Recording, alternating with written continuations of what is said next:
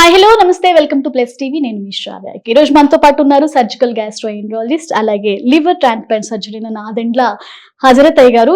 ఒకసారి మాట్లాడదాము. యాక్చువల్గా మనకి సర్జికల్ గ్యాస్ట్రోఎంట్రాలజిస్ట్ అంటే మనకి చాలా చాలా సమస్యలు ఉంటాయి. లైక్ లివర్ సమస్యలు ఉంటాయి, కొంతమందికి స్టోన్స్ ఉంటాయి. సో వీటి గురించి అవగాహన చాలా తక్కువ మందికి ఉంటుంది. సో ఒకవేళ సమస్య వచ్చినా కూడా డాక్టర్ని కన్సల్ట్ చేసినా కూడా వాళ్ళకి ఇంటర్నల్ గా ఉండే డౌట్స్ చాలా ఉంటాయి. సో ఒకసారి మాట్లాడదాం ఆయన తోటి. నమస్తే అండి. నమస్తే అండి. ఎలా ఉన్నారు? బాగున్నా. సో చాలా మందికి అంటే గ్యాస్ట్రోఎంట్రాలజిస్ట్ గా మీరు చెప్పాల్సిన విషయాలు చాలా ఉన్నాయి. ఎందుకంటే ఒక డాక్టర్ దగ్గరికి డైరెక్ట్ గా మనం వెళ్ళినా అక్కడ ఎక్స్ప్రెస్ చేయలేని విషయాలు కూడా చాలా ఉంటాయి. సో పర్సనల్ గా ఇప్పుడు గాల్ బ్లాడర్ స్టోన్స్ అంటారు, వాటి గురించి చాలా మంది ఏంటంటే భయపడిపోతూ ఉంటారు స్టోన్స్ వచ్చిన దగ్గర నుంచి. సో దీని గురించి కొంచెం ఒక డీటెయిల్డ్ గా చెప్పమంటే ఏం చెప్తారు?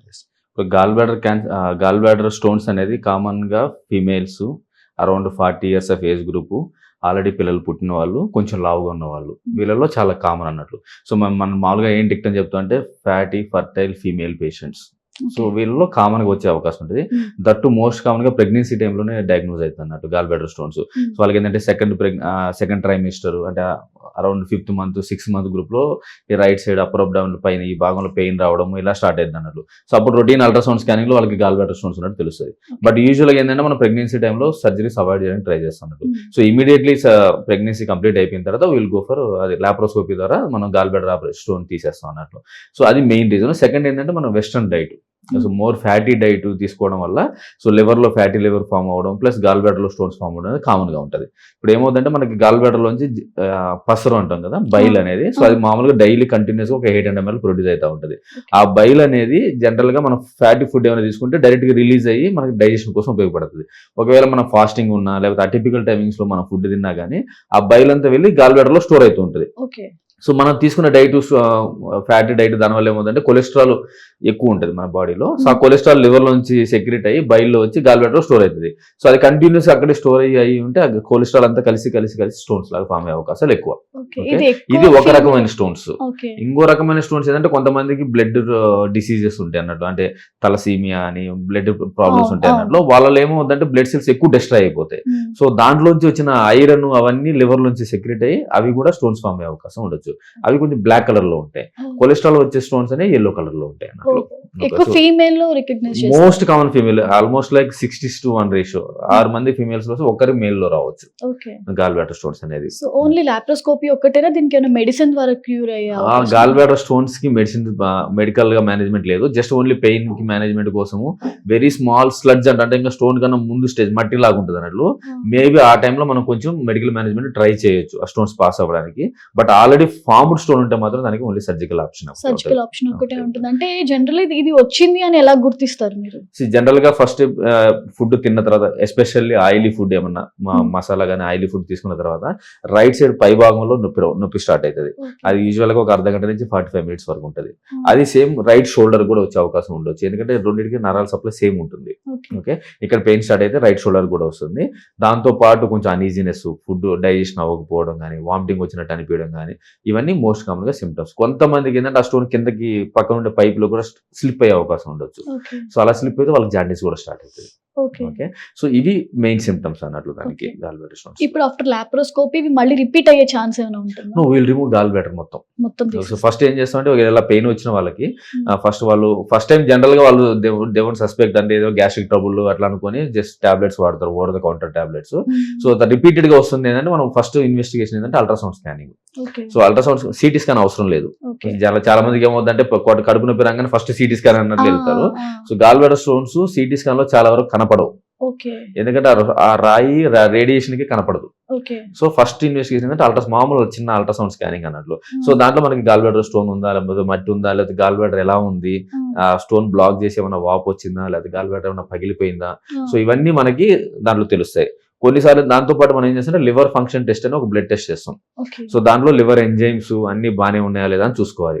ఒకవేళ లివర్ ఎంజైమ్స్ అబ్నార్మల్ గా ఉన్నాయి అనుకోండి, అంటే అప్పుడు మేబీ ఒక స్టోన్ కిందకి స్లిప్ అయ్యి కింద బ్లాక్ చేస్తున్నట్టు. సో అలాంటి టైంలో ఏం చేస్తామంటే ఎంఆర్ఐ స్కానింగ్ చేస్తాం. ఆ స్టోన్ కింద ఉందా లేదా, ఆ సిబిడి అనే పైపు ఎంత ఉబ్బు ఉందని చూసుకోవడానికి. ఒకవేళ కింద స్టోన్ ఉంటే మనం ఎండోస్కోపీ చేసి ఫస్ట్ ఆ స్టోన్ తీసేయాలి. ఓకే. తీసేసి ఒక చిన్న స్టంట్ పెడతాం అన్నట్లు. దాని తర్వాత మనం లాప్రోస్కోపీ ద్వారా వెళ్ళి గాల్ బ్లాడర్ మొత్తం తీసేయాలి. ఓన్లీ స్టోన్ తీసేసి అనేది లేదు. చాలా మంది డౌట్ ఏమడుగుతారంటే సార్ స్టోన్స్ ఒకటి ఇప్పుడు కిడ్నీ స్టోన్ ఉంది, కిడ్నీ అవును. స్టోన్ ఒకటి తీసేస్తారు కదా, అట్లా గాల్ బ్లాడర్ స్టోన్ కూడా ఒకటి తీసేసాను. సో అలాంటి ప్రొసీజర్ లేదు. ఓకే. ఓకే. జనరల్ గా ఫీమేల్ లో ఎందుకు కామన్ గా వస్తాయి స్టోన్స్ అంటే ఇప్పుడు pregnancy hormones, okay. Female hormones ఏం చేస్తాయంటే బాడీ మొత్తం ఇప్పుడు యూట్రస్ ని ఎట్లా మూవ్మెంట్ లేకుండా చేస్తుందో అలా ఈ గాల్ బ్లాడర్ మూవ్మెంట్ కూడా తగ్గిస్తుంది అన్నట్లు. ఓకే. సో దానివల్ల ఏంటంటే గాల్ బ్లాడర్ ఇప్పుడు బయలు వెళ్ళింది గాల్ బ్లాడర్ లో ఉంది, మనం తిన్న తర్వాత ప్రెస్ చేయాలి. అది ఇప్పుడు ఏంటంటే ఫుల్ ప్రెస్ చేయలేదు. ఓకే. సో అది ఎక్కువ అక్కడే జమ స్టోన్స్ గా ఫామ్ అయ్యే అవకాశం అన్నట్లు. So disease process gall bladder లో ఉంది, స్టోన్స్ కాదు. స్టోన్స్ కాదు. సో మన డిసీజ్ ప్రాసెస్ ఏదైతే ఉందో ఆ గాల్ బ్లాడర్ అనేది తీసేస్తే మళ్ళీ రాకుండా ఉంటుంది. మళ్ళీ రాకుండా. సో ఈ గాల్ బ్లాడర్ తీసేయడం వల్ల ఏమైనా ఇష్యూస్ అంటే వీళ్ళు నెక్స్ట్ ఫర్దర్ గా ఇప్పుడు మనము మూత్రపిండాలు ఉంటే ఒకటి అవును. తీసేసి ఒకటి ఉంచడం వల్ల కూడా ఏమి అవును. ఇబ్బంది ఉండదు అని సో అంటారు. బట్ దీని వల్ల ఏమైనా ప్రాబ్లం ఉంటుంది? అది చాలా మంది డౌట్ ఏంటంటే గాల్ బ్లాడర్ అంతా తీసేస్తే డైజెషన్ ప్రాబ్లమ్ వస్తుంది, తిన్నది అరగడానికి ఉండదు, చాలా మంది చెప్పారు మాకు అన్నట్టు. సో గాల్ బ్లాడర్ కి డైజెషన్ కి ఓన్లీ ఆయిల్ ఫుడ్ కి మాత్రం ఉపయోగపడుతుంది. ఓకే. అది కూడా ఏంటంటే దాంట్లో బైల్ జమ అవుతుంది కాబట్టి. అది ఎగ్జాంపుల్ ఎట్లా అంటే ఇప్పుడు లివర్ లోంచి వస్తుంది, లివర్ లోంచి ఒక పైప్ కనెక్ట్ అవుతుంది చిన్న పేగుకి. సో అది జనరల్ గా లివర్ లోంచి వచ్చి చిన్న పైప్ ద్వారా చిన్న పేగులోకి వెళ్ళిపోద్ది. మనం తినకుండా ఉంటే మాత్రం అది వచ్చి గాల్ బ్లాడర్ లో స్టోర్ అవుతుంది, ఒక సైడ్ బ్యాగ్ లాగా అన్నట్లు. ఓకే. సో ఈ సైడ్ బ్యాగ్ తీసేయడం వల్ల మనకేం ఇబ్బంది ఏం కాదు, ఎందుకంటే లివర్ బాగుంది, పక్క నుంచి వచ్చే పైప్ బాగుంది, చిన్న పేగు బాగుంది. ఓకే. సో ఈ మూడు బాగుంది కాబట్టి డైజెషన్ కి ఏమి ఇబ్బంది లేదు. ఓన్లీ ఏంటంటే ఆయిలీ ఫుడ్స్ తక్కువ తీసుకోవాలి, ఎక్కువ. అదర్వైజ్ ఏమి ఇష్యూస్ ఏమి రావు. కొంతమందికి మాత్రం కొన్నిసార్లు లూజ్ మోషన్స్ వచ్చే అవకాశం ఉంది, ఎందుకంటే ఆ బైల్ అంతా కంపల్సరీ కిందకి వెళ్ళిపోతూ ఉంటది కదా. సో కొంతమందికి లూజ్ మోషన్ వచ్చే అవకాశం ఉంది, బట్ అది జనరల్ గా ఒక 1 week to 2 weeks లో అదే తగ్గిపోతుంది. సో జనరల్ గా అడుగుతూ ఉంటారు ఇప్పుడు మూత్రపిండాల్లో కూడా స్టోన్స్ వస్తాయి కాబట్టి, సో దానికి దీనికి డిఫరెన్స్ ఏంటి? ఆ స్టోన్స్ కి రెండు టోటల్లీ డిఫరెంట్. సో ఇప్పుడు కిడ్నీ స్టోన్స్ యూజువల్ గా ఏంటంటే డిహైడ్రేషన్ వల్ల రావచ్చు. ఓకే. మనం సరిగా వాటర్ తీసుకోకపోవడం వల్ల, లేదా కాల్షియం డైట్స్ ఎక్కువ తీసుకోవడం వల్ల దాని వల్ల వస్తుంది. ఇది మోర్ ఆఫ్ కొలెస్ట్రాల్ వల్ల. గాల్ బ్లాడర్ స్టోన్స్ అనేది కొలెస్ట్రాల్ ఎక్కువ వల్ల, బ్లడ్ ప్రాబ్లమ్స్ వల్ల, ఈ రెండింటి వల్ల వచ్చే స్టోన్స్. రెండింటికి totally different, treatment totally different, causes రెండు డిఫరెంట్. సో ఆఫ్టర్ లాప్రోస్కోపీ అంటే తీసేసిన తర్వాత ఎలాంటి జాగ్రత్తలు తీసుకోవాలి? ఎప్పుడైనా ఏ సర్జరీ చేసినా కానీ మనం జనరల్గా ఏం చెప్తాం, మనం మజిల్ కి స్టిచెస్ చేస్తాం, లాప్రోస్కోపీ కానీ ఓపెన్ సర్జరీ ఏ సర్జరీ అయినా. సో యూజువల్ గా ఒక 3 months వరకు మనం ఏంటంటే వెయిట్ లిఫ్టింగ్ అట్లాంటి ఏం చేయకూడదు అని చెప్తాను. ఎందుకంటే మళ్ళీ మనం ఎక్కడైతే కట్ చేసామో ఆ ఏరియా నుంచి మళ్ళీ హెర్నియా వచ్చే అవకాశం ఉండొచ్చు. ఓకే. అది మెయిన్. సెకండ్ ఏంటంటే oily food, masala foods try to avoid. Okay. So ఏంటంటే మనకి లివర్ లో ఫ్యాటీ లివర్ కలెక్ట్ అయ్యే అవకాశం ఉండొచ్చు అన్నట్టు. మనం ఎక్కువ ఆయిలీ ఫుడ్ తీసుకున్నా, వెస్ట్రన్ ఫుడ్ ఎక్కువ తీసుకున్నా కానీ ఆ కొలెస్ట్రాల్ అంతా వెళ్ళి లివర్ లో జమ అయిపోయి అది ఫ్యాటీ లివర్ అయ్యే అవకాశం ఉండొచ్చు. మన ఇండియన్ పాపులేషన్ లో ఆ ఫ్యాటీ లివర్ ఛాన్సెస్ ఎక్కువ. ఓకే. సో మనం ఆయిల్ ఫుడ్ అవాయిడ్ చేయడం అనేది బెటర్. ఆయిల్ ఫుడ్ అంటే ఓన్లీ అంటే మనం అనుకున్న ఒకవేళ మెయిల్ లో కూడా మేబీ మీరు అన్నట్టు ఒక తక్కువ పర్సెంటేజ్ అయినా వాళ్ళకి కూడా సేమ్ ట్రీట్మెంట్ సేమ్ ఇదే ఉంటుంది. Yes, treatment is same. Laparoscopy ద్వారా మనం గాల్ బ్లాడర్ ఆపరేషన్ చేస్తాం. అంటే మనం ఎలా ప్రెజెంట్ అయ్యారని దాన్ని బట్టి మారిపోతూ ఉంటుంది అన్నట్టు. ఇప్పుడు కొంతమందికి ఏంటంటే ఒక్కసారి పెయిన్ స్టార్ట్ అయింది, ఇప్పుడు కొంతమంది మామూలు రొటీన్ స్కానింగ్ చేసుకుంటూ ఉంటారు, ఇయర్లీ చెకప్ లాగా.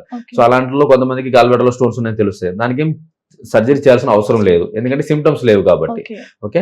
అలా కాకుండా ఒక్కసారి పెయిన్ స్టార్ట్ అయిందనుకో రిపీటెడ్ గా వచ్చే అవకాశాలు ఎక్కువ, ఎందుకంటే ఆ స్టోన్ పోయి అక్కడ ఏరియాని బ్లాక్ చేస్తుంటది. ఓకే. అలాంటి వాళ్ళు ఎంత ఎర్లీగా అంత సర్జరీ చేయించుకుంటే అంత బెటర్. అన్నెసెసరీ కాంప్లికేషన్స్ అనేవి రావు. అంటే గాల్ బ్లాడర్ నుంచి స్టోన్ స్లిప్ అవ్వడం కానీ, లేకపోతే జాండీస్ రావడం కానీ, గాల్ బ్లాడర్ రప్చర్ అయిపోయి చీమ్ పట్టడం, పస్ ఫామ్ అవ్వడం కానీ, ఎన్ని అన్నెసెసరీ కాంప్లికేషన్ మనం అవాయిడ్ చేయొచ్చు.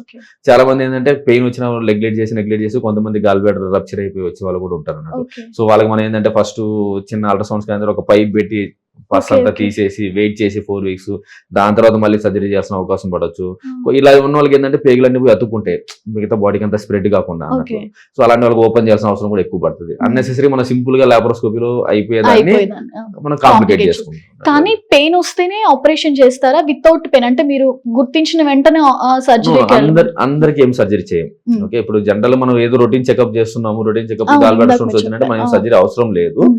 డిపెండ్స్, ఒకవేళ డయాబెటిక్ పేషెంట్ ఉన్నారు, లేదా బాగా ఒబీస్ ఉన్నారు, లేదా వేరే సర్జరీకి దేనికోసం వెళ్తున్నాము, అలాంటి వాళ్ళకి మాత్రం గాల్ బ్లాడర్ అని తీస్తాం ఒకవేళ స్టోన్స్ ఉంటే. అదర్వైజ్ రొటీన్ చెకప్ లో ఉండే పేషెంట్ అదర్వైజ్ నార్మల్ గా ఉన్నారు, ఏం ఇష్యూ లేదు అంటే గాల్ బ్లాడర్ తీయాల్సిన అవసరం లేదు.